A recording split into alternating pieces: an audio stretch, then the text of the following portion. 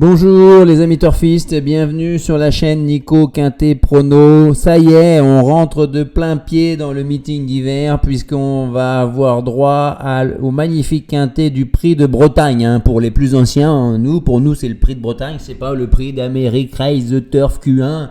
Non, c'est le prix de Bretagne qui se dispute à poteau égal depuis 2007 je crois. Avant il y avait un rendement de distance pour les meilleurs, maintenant c'est devenu franchement un tremplin vers le prix d'Amérique pour ceux qui veulent s'y qualifier, puisque les 3 premières places vont attribuer une place d'office à la grande course de fin janvier.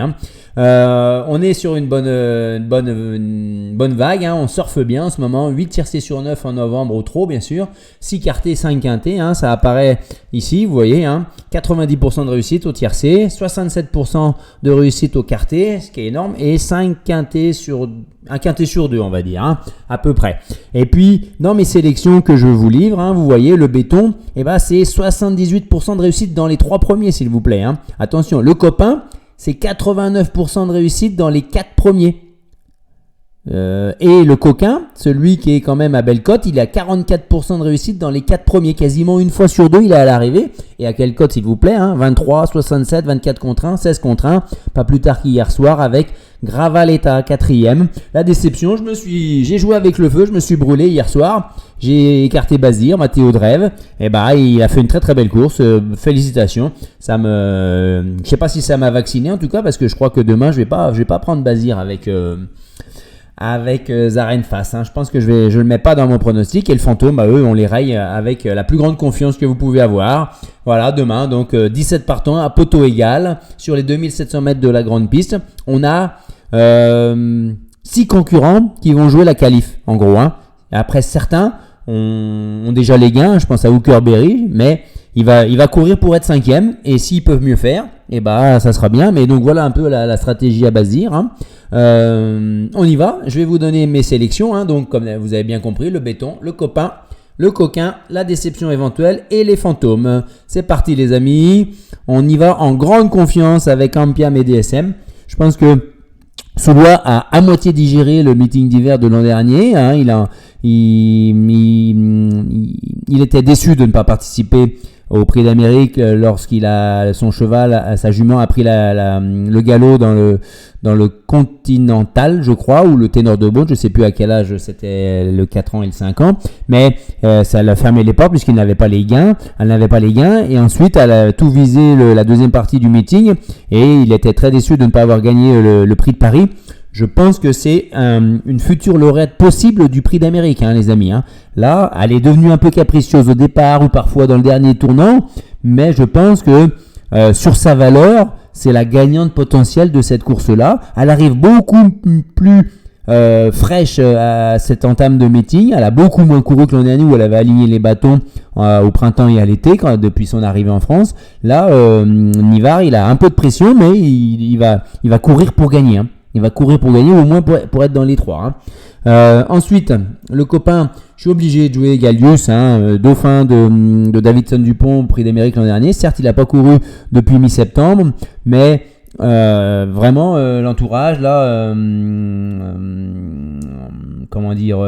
Séverine Raymond, voilà, excusez-moi, elle compte vraiment le qualifier dès la première. En tout cas, c'est ce qu'elle espérerait pour pouvoir être sereine après dans la suite des événements.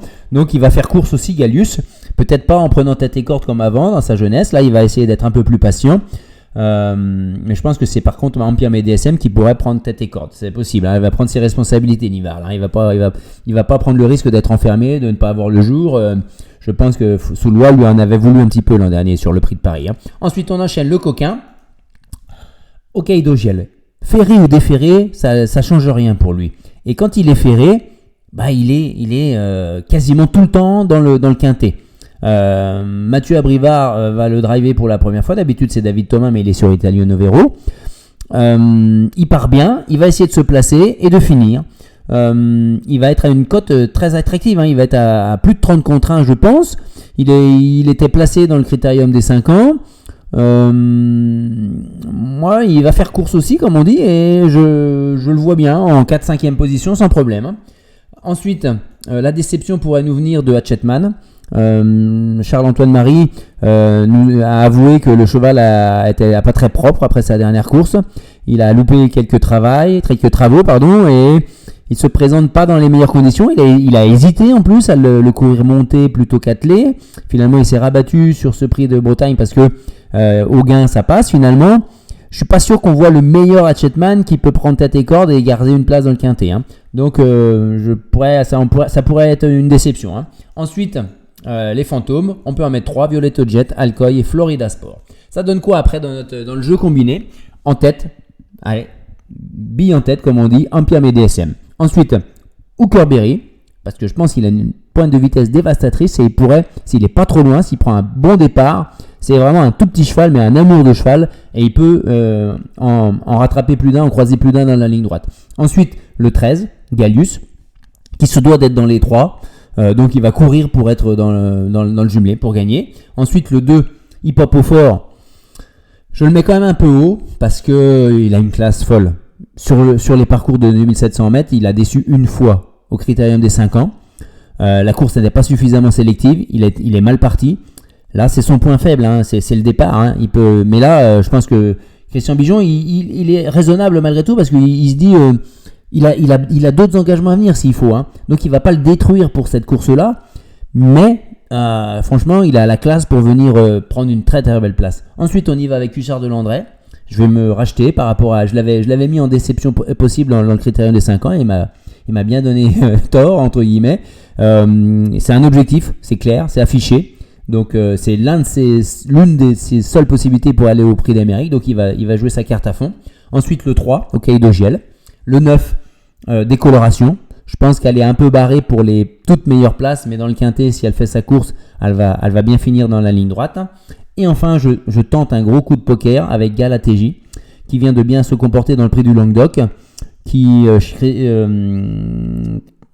Christian Chalon est assez confiant. Là, le cheval a rarement été aussi bien depuis qu'il est revenu en belle forme, on va dire.